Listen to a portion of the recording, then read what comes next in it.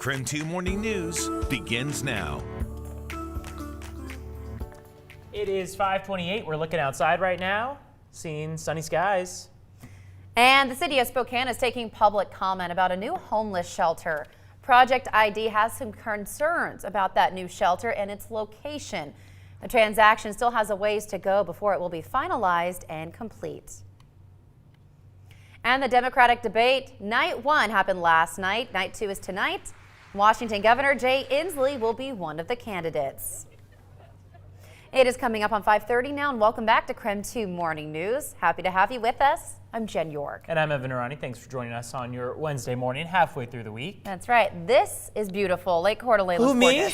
Well, you too. I mean, that's what I was really going for. I thought you were going, this is beautiful. Well, read between the lines, people. That's what I was really going for. But it actually is. I mean, we both are. And I didn't realize we even kind of matched each other. We Oh, we complement didn't each even other. plan it. Nope. We're on the same wavelength. Exactly, right? And outside, a little bit of pink as well, right? We got We some love pink, it. some blue. We Really dress nice. for the sunrise. We do. We know how to, right? Okay, so we're starting off our morning with pretty clear conditions outside. Summer-like weather over the next couple of mornings, really. Friday is going to be the day that we start to see some changes on the way. So on the 12-hour forecast, you can see those temperatures are going to keep warming up as the day goes on. We're looking at temperatures rising a few degrees warmer than where they were yesterday. So an afternoon high is expected in Spokane today of about 89 degrees. Sunny skies shining all the way through the day. It's going to be just a very summer-like day ahead. Now, as far as those current temperatures go, right now we are mainly in the 60s, though there are some pockets of cooler temperatures. 61 in Spokane, 60 in Ritzville. Here are some of those pockets of 40s. Pullman and Deer Park, both at 46 degrees. Sandpoint in the same boat. 55 in St. Mary's and 53 in Mazama to start off the morning hour. So not too much of a chilly morning, but temperatures hovering just kind of around that average point. You can see as far as that 24-hour temperature change, those temperatures are really just kind of where they were yesterday, if not maybe a degree or two warmer or colder. Only spot where we're seeing kind of a dramatic change on there is in Coeur d'Alene, where temperatures are 7 degrees cooler. That is because there's one of those little pockets of cooler temperatures around there. So for those afternoons, expect upper 80s and low 90s. I'll have more details coming up in just a bit. Jen? Evan, thank you. 5:31 now. The city of Spokane is taking public comment about a new homeless shelter. It will be inside the former grocery outlet location on Sprague Avenue. It will be next door to Project ID. That organization serves adults living with intellectual disabilities. Well, it began as a civil discussion last night on the specific concerns for Project ID, deteriorated into a spat about the homeless population. To have people that are that trusting and that caring, and knowing what I've seen in the past, it is a big concern. The City Council has already approved a purchase agreement. The transaction still has a ways to go before it will be finalized and complete. 5:32 now. Here are the top stories that you need to know before you start your day. In the Capital One database breach, Department of Justice experts say a Seattle woman and a former software engineer gained access to personal information, and this impacts around 100 million people in the U.S. The DOJ says she used her knowledge of servers and cloud storage to steal 14 years worth of credit card application records. Her roommates say they were unknowingly under surveillance for months while authorities built a case against the woman. Now, Capital One is notifying impacted customers and it's offering free credit monitoring services. But here are some other steps you can take. Check credit scores annually. Place a credit freeze on your account, making it harder for someone to open a new account in your name. And file your taxes early before a scammer can. Also, change your passwords often.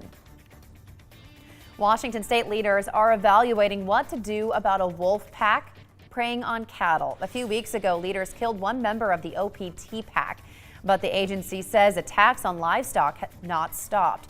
The pack is believed to have killed 2 head of cattle and injured 5 more since mid-July. Because of the continued attacks, officials are considering killing more members of the pack. The Spokane-County medical examiner released the cause of death for Ricky Coffey. He went missing in May. His body was later found in the Spokane River. Authorities say he drowned. They say contributing factors to his death were methamphetamine intoxication and a condition where the heart's ability to pump blood is decreased. The manner of death, though, is undetermined. And here are 3 things you might have missed from night 1 of the Democratic debate. South Bend, Indiana Mayor Pete Buttigieg pledged to order a full military withdrawal from Afghanistan if he becomes president. He said it's time to end U.S. involvement, and he fought in that war as an intelligence officer for 7 months. Washington, D.C. outsider Marianne Williamson had a better night than she did in the first debate. She used several atypical phrases. She received a lot of applause and became the most Googled candidate of the night. After former Congressman John Delaney's somewhat confusing back and forth with Senator Elizabeth Warren, someone reportedly took to his Wikipedia page to declare him dead. Not his presidential run, but him. It was later changed back. Well, with so much information being discussed in last night's debate, it can be hard to keep up with. We put our Verify team to work to fact-check the debate. I was sent into that war by... Okay, 2.5 hours of debate means a lot of claims. We have a long write-up of dozens of them online and more from the last 2. But to keep this brief for you, we're going to highlight a claim from Senator Bernie Sanders and Senator Elizabeth Warren, the 2 candidates who were leading in the polls on Tuesday. First up, Bernie Sanders. Half of the American people are living paycheck to paycheck. This claim is misleading. First off, Sanders doesn't say where he gets that number from. We looked, and the only number from an official government source comes from a recent Federal Reserve report. It surveyed Americans to see how many would be able to handle an unexpected $400 expense, like a hospital bill or car maintenance. Now, 61% said they could cover it with cash or credit, but about 40% said they wouldn't be able to. Of that, 12% said they'd literally be unable to pay their bills. Now, that number doesn't directly answer how many people are living paycheck to paycheck, and it only shows that about 40%, not quite half of Americans, are in that situation. Next up, a claim from Elizabeth Warren. Look at the new NAFTA 2.0. What's the central feature? It's to help pharmaceutical companies get longer periods of exclusivity. While talking about tariffs, Warren brought up NAFTA 2.0 and said the trade deal was all about extending exclusivity periods for pharmaceutical companies. This claim is also misleading. Yeah, the new NAFTA deal did have a provision that would give pharmaceutical companies 10 years of exclusivity in Canada, Mexico, and the United States. She's correct that it was part of the agreement, but it's a huge trade deal with lots of provisions, and there's no evidence or explanation as to why she said it was the central feature. Again, folks, these are just 2 of the many claims from the first debate night, and there are many more to come with debate night 2. Check our website for many more claims. With your Verify, I'm Jason Puckett. Well, Washington Governor Jay Inslee is part of tonight's debate. It is part 2 of these second debates. Governor Inslee qualified for the first 2 rounds of debates by getting 65,000 individual donors and scoring at least 1% in a series of polls. He has to double that by the end of next month in order to qualify for the next round. He will be focusing on his signature topic, the climate crisis. 5:37 now, trending here in the Spokane area, a Chick-fil-A location could finally be coming to our area. A sign indicates its possible location in North Spokane. The process to bring the restaurant to Spokane is moving forward now with a public comment period. Earlier this summer, we first told you that there were documents filed pointing to a possible location in North Spokane. The application showed a nearly 5,000 square foot restaurant on North Newport Highway, and Chick-fil-A was listed as the name of the proposed project and applicant. So Chick-fil-A has teased us before, saying a new location was moving to the Gonzaga campus, and we all remember how that turned out. Yeah, everyone was so upset on all fronts because it was not happening. But the new developments for this new location look a little more promising. Right. Hundreds of our Facebook followers had a lot to say about it. And some people were very excited. Joanne wrote that she's visited other locations and was impressed by the food, customer service, and cleanliness. She added, "Please hurry and build." And some of our viewers would like to see healthier options come to the area.